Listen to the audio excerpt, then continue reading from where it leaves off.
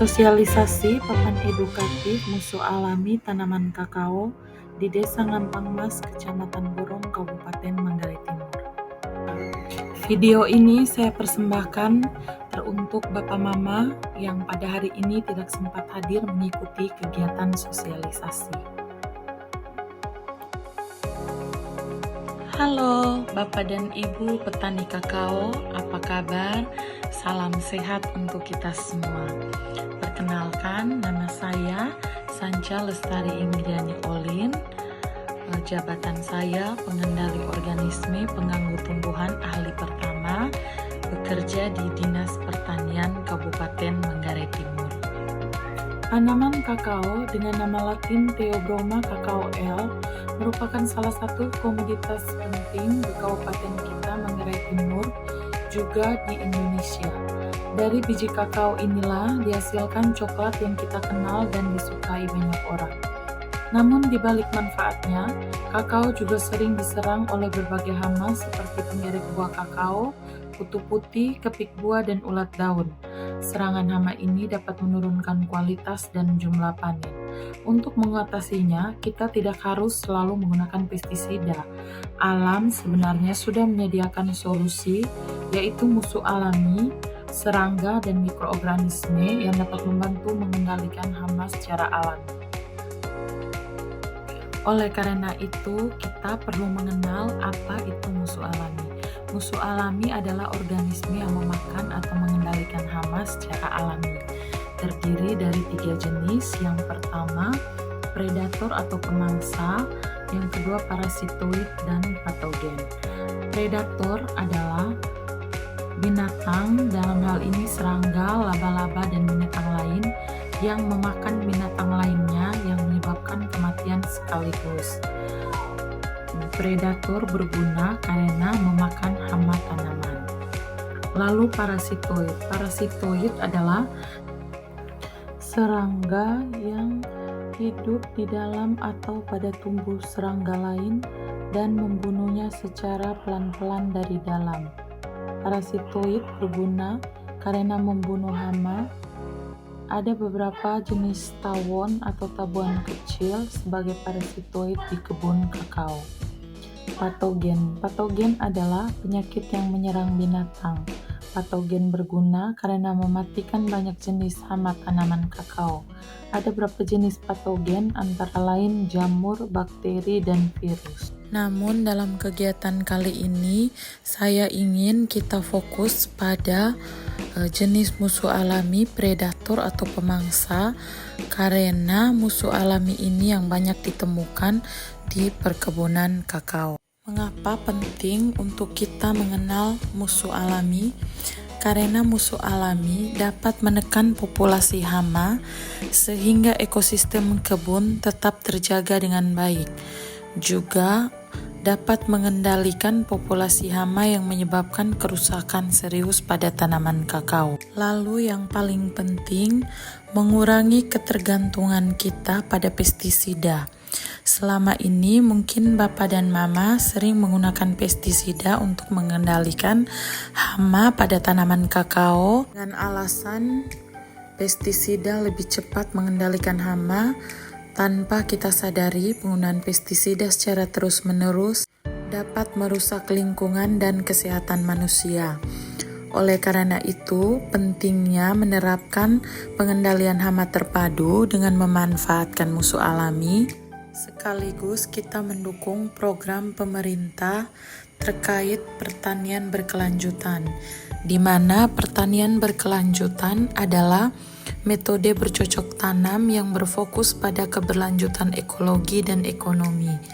Pertanian tidak hanya mengejar keuntungan secara ekonomi, tetapi juga memperhatikan dampaknya pada alam dan masyarakat.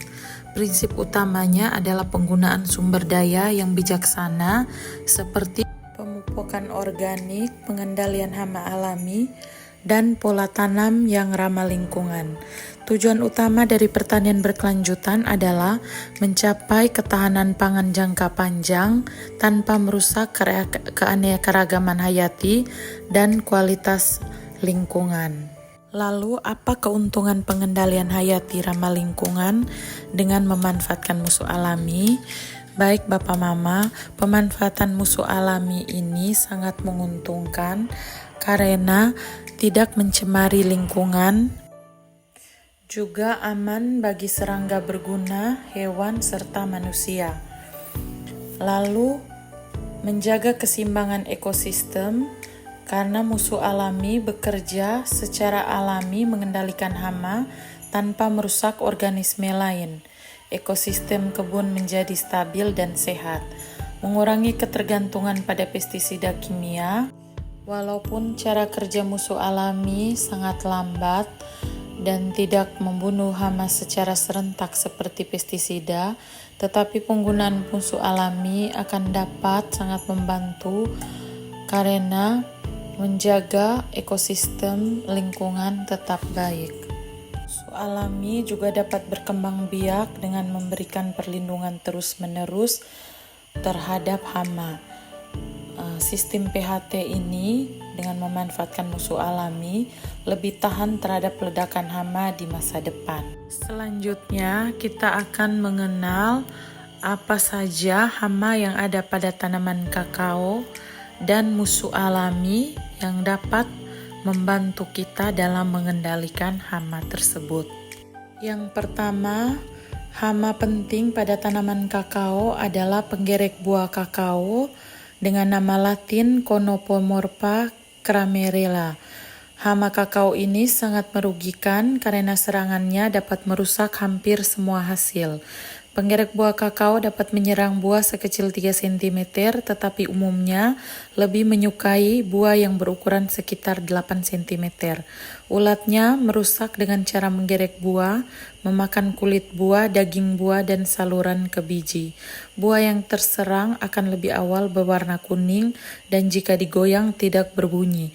Biasanya lebih berat daripada buah yang sehat.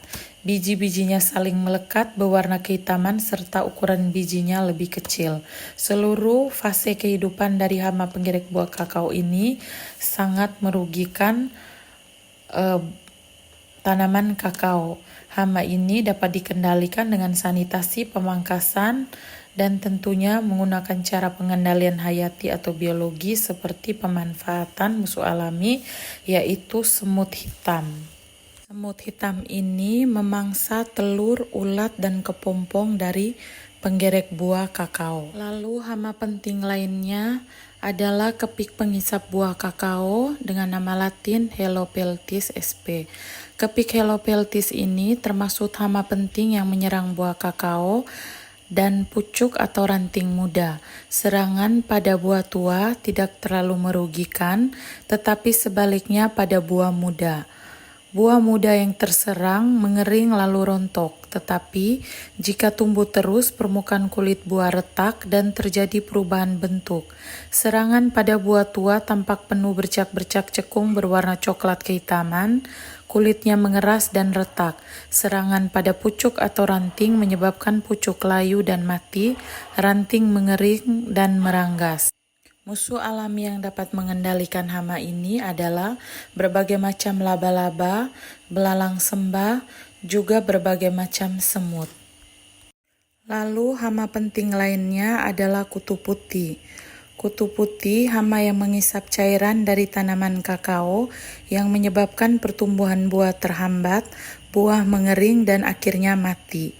Hama ini juga menularkan penyakit seperti virus tunas bengkak kakao yang dapat membunuh tanaman secara signifikan. Musuh alami yang dapat mengendalikan hama kutu putih adalah kumbang. Cara melestarikan keberadaan musuh alami, yang pertama, kurangi penggunaan pestisida. Bukan tidak boleh menggunakan pestisida, tetapi harus digunakan secara bijak. Dalam hal ini, jangan menggunakan pestisida secara rutin atau berlebihan. Gunakan jika gejala serangan sudah melewati ambang kendali. Lalu gunakan pestisida yang jenis organik atau nabati agar tidak membunuh atau mematikan keberadaan musuh alami pada tanaman kakao. Lalu menanam tanaman pelindung atau tanaman refugia, misalnya bunga berwarna, karena menyediakan nektar sebagai makanan bagi musuh alami. Lalu hindari terlalu membersihkan kebun secara menyeluruh, dan jangan membakar ranting atau daun kering, karena kadang ranting atau daun kering dijadikan sarang untuk tempat bertelur musuh alami. Jika populasi musuh alami sangat berkurang, bisa dilakukan introduksi musuh alami, yaitu membawa musuh alami dari luar kebun dan memasukkannya ke dalam kebun bapak dan ibu, seperti semut hitam, laba-laba, dan musuh alami lainnya. Baik, Bapak dan Ibu, itu saja video singkat yang dapat saya sampaikan. Semoga bermanfaat dan menambah pengetahuan Bapak Mama tentang cara pemanfaatan musuh alami di kebun kakao Bapak dan Ibu masing-masing.